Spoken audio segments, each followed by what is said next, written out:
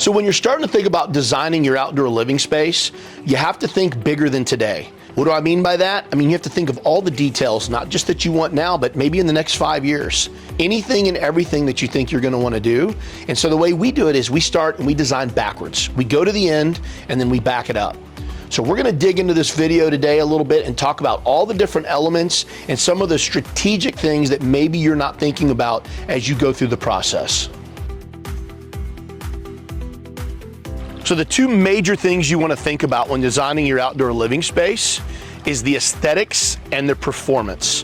And as you can see in this beautiful lake house, you've got a lot of different elements and a lot of ways to look according to the house and a lot of ways we want it to perform according to the environment. So when talking about aesthetics, in this particular project, we wanted to match the house. So as you can see in the front of the house, there's cedar accents, cedar posts with black windows and black trim. Same thing in the back of the house. We came in, all black trim, all cedar finishes. We even matched the cedar siding that's over there on that portion of the house that was already here. Black windows, black doors with all the cedar accents. This matches the house perfectly and makes it a seamless extension of the house from an aesthetic perspective. So now let's talk performance. Since this is a lake house on a big, beautiful lake, obviously they wanted to have a view, but they also entertain a lot. They have some younger kids, they have some high school age kids, they have a lot of people over, they like to celebrate, they like to spend a lot of time on the water, but from a performance perspective, they need a large enough structure to have multiple environments, as you can see the living area, the dining area, and then the access to it, which are these big, beautiful slider doors that we did. In addition to that, from a performance perspective, you have another entire dining area over here in the kitchen, which allows them to cook, have a lot of people here. You have multiple environments for multiple people. So each of these environments kind of play a part in their entertainment. And then as you can see, we move into the pool area. There's a fire pit area just on the other side of the pool. And then of course, a fenced in yard.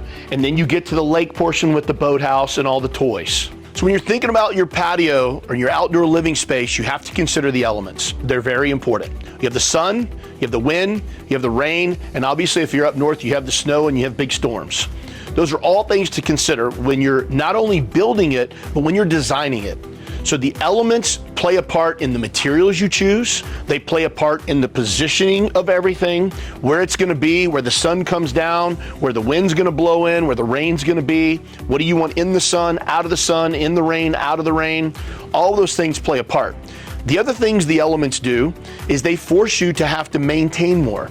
So if you have a lot of sun and wind and rain exposure, more than likely you'll have to restain and repaint those areas. When you're cooking out, do you want to be facing north, south, east, west? Where's the wind coming from? Where's the sun going to be? Those are all things to think about. And then as you build your structure, think of all the ways that you can protect yourself from those elements, what's important and what's not. So next you want to think about use. Is this something private and personal that you're gonna sit out and have coffee in the morning, maybe a glass of wine in the evening? Or are you gonna have parties here? You have lots of kids here. Are you gonna be doing your holidays here and have a huge family that comes over? So when you're thinking about that, you really wanna think about the space. You wanna think about where will all these people go and what will they do when they come? And as you can see, there's a lot to choose from in this particular project because this family likes to have celebrations, they like to have parties, they've got young kids, and they always have people over. And again, this is their lake house, but it's still things to consider in your normal outdoor living environments. So here's another thing to think about. We often get this later down the road in our design elements, is the access and the views. How much of your outdoor living do you want to see, and what kind of access do you want to have? So in this case, we tore out windows and doors. We put these big 4-panel sliders that open up right in the middle. So when the weather's nice and they're having a big party, they can simply open those 2 doors up and have a beautiful transition in and out of their space. As well as anytime they're anywhere in the house, they can see outside to the pool area, to the patio area, all the way down to the lake and the boathouse. So trajectory. And what do I mean by that? I mean, what all are you going to be doing in this space? And again, thinking bigger than just today, what might you want later down the road? So in this case, of course, they wanted a patio with a covered area, but we also added a kitchen over there. So that means a gas line and electrical had to be ran over to the kitchen area. And then from there, You come all the way over here, we have a pool, obviously, that has pool, plumbing, etc., and all those things. And then right on the other side of the pool, you have a fire pit. But furthermore, if you look down to the lake, there's a boathouse that was built. It's got electrical on it, and it has to be able to raise and lower the boat, as well as have lighting and everything else. Those are all things to think about. If they wouldn't have done all this at the same time, they would need to think about what they were going to do later to make sure that they did all of their underground for all of this stuff before we poured all this concrete here. Here's a couple more really big things to think about before you take action and start your build. One is, where are your downspouts going to land from your gutters, and are you going to take them underground into the concrete so you don't have water running over your concrete whenever it rains? This is a very smart thing to do, taking it into the underground drains, and it just lets them terminate right here and the water goes away. The second thing to think about is drainage around the house. And if you'll follow me over here, I'll show you exactly what we're talking about. So they had some drainage issues here that was causing a lot of flooding in the yard and creating issues. And if you'll see this rock path here that goes around the house, that's actually a French drain to make sure all that water isn't stacking up there, flooding this backyard area. Those are just a couple things to think about when diving in before you pour your concrete. So another thing to think about is, what all do you like to do outside? Some people want to do nothing, and some people want to do everything. A lot of people, like this family, they like to live outside all year round, as much as possible. So whether you like to smoke outside and smoke meat and cook, whether you want to grill, host parties, if you want to have people swimming, if you want fire features, if you want water features, fireplaces, fire pits, televisions, whatever it is that you want, you need to think about everything that you're going to want to do out in this space and create a convenient space to do that in. Even small things like adding these extra fans for extra airflow outside of your ceiling fans. Things like that will matter depending on what it is that you want to do outside. And then the size and scope of your project. How big do you want it? Because then you need to determine what all you're going to be doing in that area. Now we're talking about the elements that you want to incorporate into it. What materials?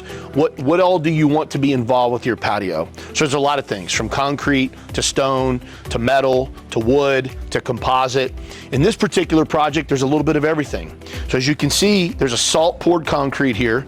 That was of choice. You can also do pavers. You can do other types of concrete, stamp stained, etc.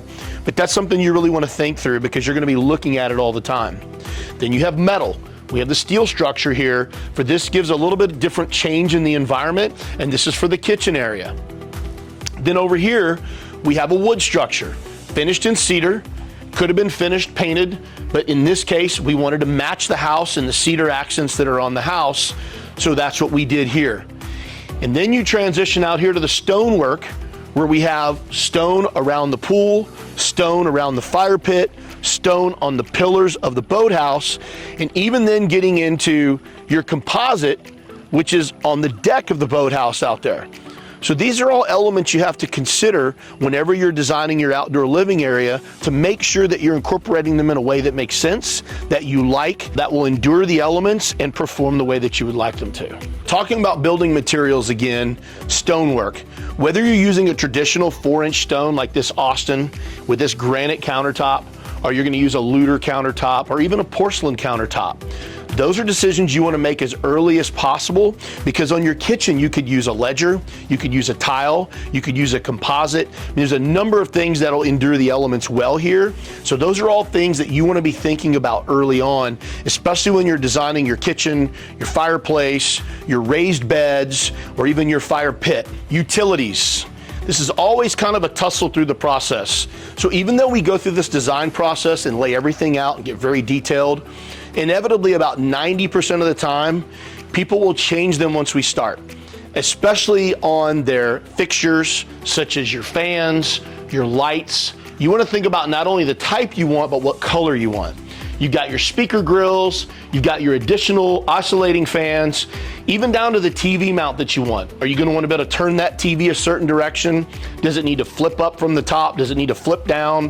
Where your speaker locations are, where your light locations are, where your outlets are going to go, where your switches are going to go for everything.